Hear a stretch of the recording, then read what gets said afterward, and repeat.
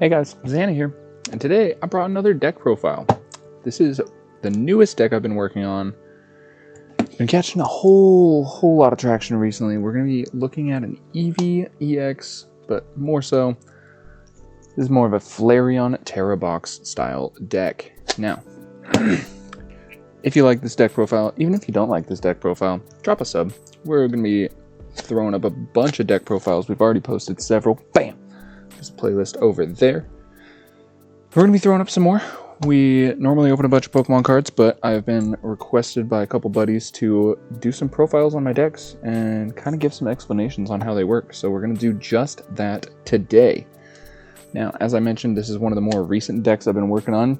You can tell it might need some work. There are a lot of Pokemon in this build, but if you guys have any ideas on how to make this deck better, please let me know down... I was going to say downstairs. Whatever. Downstairs in the comments. Sure, that'll do. But we've got a Flareon deck, and we're going to get straight into it. We play one copy of the Eevee EX. I don't think that you need more. The Eevee EX can evolve into any of the Evolution EXs, which is really nice. It's got 200 HP, which is also pretty cool. Still gets knocked out by Dragapult, so you don't really want to leave this guy around too much, but having a normal Tera type is also very beneficial. Gets you a decent number of advantages. Moving on, we play 4 copies of the Eevee with boosted evolution. If this Pokemon's in the active spot, you can evolve it during the first turn or the turn you play it, which is absolutely crazy, which is what kind of allows this deck to be really good. It's the ability to drop Flareons. On turn 2, we are playing 2 copies. You could justify more, but honestly, we're kind of using this for its Burning Charge attack as an energy acceleration for our other Pokemon. You search your deck for up to 2 basic energy cards and attach them to one of your Pokemon. Then you shuffle your deck. Pretty good. Also smacks for 130. Its Carnelian attack is also very good. Smacks for 280. It just can't attack on the next turn, so it does have its drawbacks.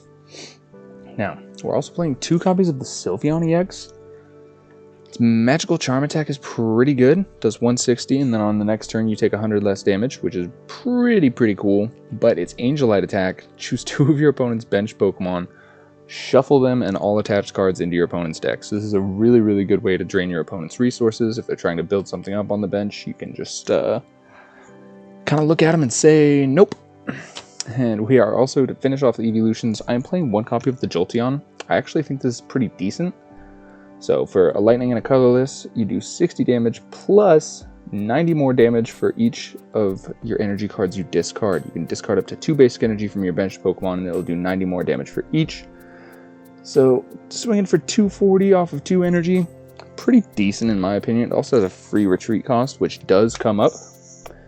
That is all for the evolutions, and of course, because this is a Tera deck, we are playing a 3/3 line of Noctowl with Jewel Seeker, which when you evolve it into your Hoot, if you have any Tera Pokemon in play, you search your deck for 2 trainer cards, add them straight to hand. This is absolutely nuts. Playing 3 copies of Hoot. There are a couple different Hoots you can play. Generally speaking, the ones you would want to play have 70 HP or less. I wouldn't suggest less. I would suggest 70 HP because Dragapult is running around in the format. And you don't really want your Hoots to be knocked out by a Dragapult before you can actually get their effects. We're also playing 2 copies of Fan Rotom. You can get these off of Buddy Poffin, which is very strong. And you get to search your deck for 3 normal or colorless Pokemon with 100 HP or less. Reveal them, add them to hand. You use this mostly to be able to search out your Hoots and Noctowls, which is very strong. Being able to search 2 Hoot, 1 Noctowl is generally the line you're going to go for. And as I mentioned before, we're mostly using Flareon as an energy acceleration because I am obsessed with playing Brian hands in basically any deck you can. Amp You Very Much is a crazy move.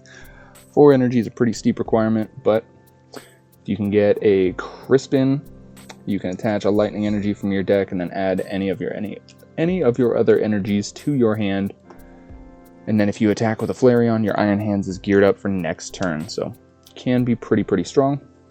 Playing 1 copy of Blood Moon Ursaluna as a late game attacker. I've been on the fence about including this guy in this deck, but if you're down bad on prize card trades, this guy can smack for 240 towards the late game, so he can be pretty good. Moving on, we also play a small Tera Box package in this deck, so we are running 1 Terapagos. Unified Beatdown is absolutely insane with Area 0 Underdepths. If you can load up your bench, this thing hits like crazy. We're also running a small Ogerpon box engine. So we are running one copy of Cornerstone Mask Ogerpon EX. Demolish is very, very good. This can get you through other wall Pokemon. This can get through another Cornerstone Mask Ogerpon. This can get you through a Mimikyu. This thing is very, very good, very strong. We're playing 2 copies of the Wellspring Mask Ogerpon EX. This card's absolutely crazy. Sob only does 20 damage, but it active locks, so your opponent can't retreat if you have sobbed them, which is pretty good. Torrential Pump is also an insane move to be using. You shuffle 3 energy attached to the Pokemon to the deck. If you do 120 damage to one of your opponent's benched, as well as the 100 to the active. So this is a very, very strong card. You're going to be seeing a lot of it in the coming months. We're also playing 3 copies of Teal Mask Ogerpon EX. Honestly, Myriad Leaf Shower does come up, but also not really. Mostly we use this for the Teal Dance to be able to attach and then draw cards. We do have a couple copies of Energy Switch in this deck, so we can get ahead on that merit. Moving on to the items. Play 4 copies of Buddy Buddy Poffin. This can get you your Eevees, this can get you your Hoot Hoots, this can get you to a Fan Rotom. This is very, very good. You search your deck for 2 basic Pokemon with 70 HP or less. Slap them straight to your bench. So, very, very good card in this deck. Play 2 copies of Nest Ball.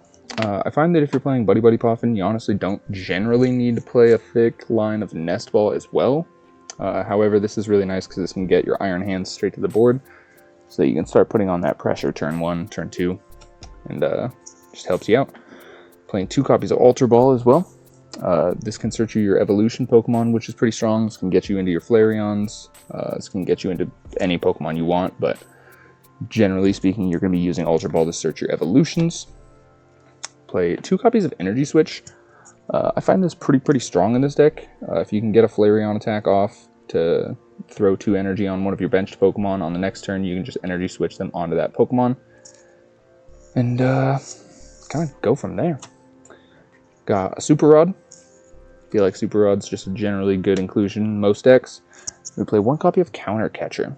I feel like you might want to swap Counter Catcher out for Boss's Orders, but I haven't generally had any problems with Counter Catcher. Either one of them can be searched by Noctowl. I just find that, generally speaking, item cards are a little bit better because you can activate multiple items per turn, unless you are Badoo locked, in which case, sorry man, GG. Alright, playing 3 copies of Crispin. I've mentioned this a couple times before. This is one of my favorite cards in the game. I am a chef in real life, so I just love Crispin generically, but search your deck for 2 basic energy cards of different types, reveal them. 1 goes to your hand, the other attaches to one of your Pokemon, then you shuffle your deck. This is a crazy good card. You could definitely bump this up to 4 in this deck and feel pretty comfortable. Play 2 copies of Iono.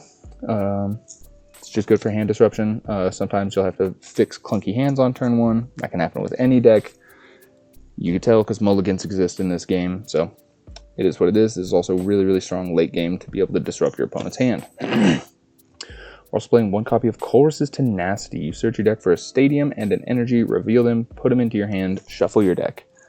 This is super good. We play a lot of different energies in this deck, and we also play 3... I was going to say 3 different, but we play 3 Stadium cards in this deck.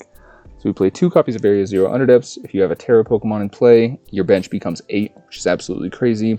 Boosts up your Terrapagos' damage by quite a lot. And unfortunately, with that, since we're playing such a thick Noctowl line, once you've evolved into the Noctowl, they're kind of just clunky bulky on your board, which is a big reason why I played the Colress's Tenacity, so that we can search out a Gravity Mountain as well. It says each stage 2 Pokemon in play, both yours and your opponents lose 30 HP. I had to read it because it was kind of confusing, but it gets minus 30 HP, so this can knock down things like Charizard and Dragapult so that they're not so beefy. 300 is a little bit easier to deal with than 330. Now, moving on, for the ace spec, you basically have to play Sparkling Crystal in a deck like this.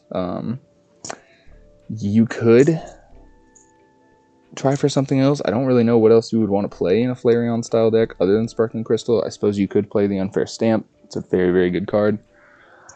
I wouldn't suggest going into something like Grand Tree. Prime Catcher could be good in this deck, I suppose, but I think the opportunity cost of not using Sparkling Crystal is just a little bit too high. This thing is absolutely insane. A Tera Pokemon that is attached to uses 1 energy less to attack. Can be any type as well, so this helps fix hands a whole lot as well. Now, moving on to the energy, we play a very thick energy line. We're playing 2 water energy. I find that that's pretty okay. Play 2 fires. You could potentially play 3. I don't really see a need to. Play 2 lightning, 2 psychic. We're actually running 3 copies of grass energy in this deck. We play the Teal Mask Ogerpon, so being able to actually have fuel to get your draws is very, very good. So that is it for my Flareon Tera Box deck profile. I've been having a whole lot of fun with this deck. I think it could definitely use a little bit of tweaking just to kind of rein it in. Again, like I mentioned earlier, the Blood Moon Ursaluna could potentially come out. I think running Boss's Orders could be really, really strong in this deck. You could also definitely run Arven in this deck just to get you to your Sparkling Crystal and get you to your other items faster. But I have not had too many problems recently.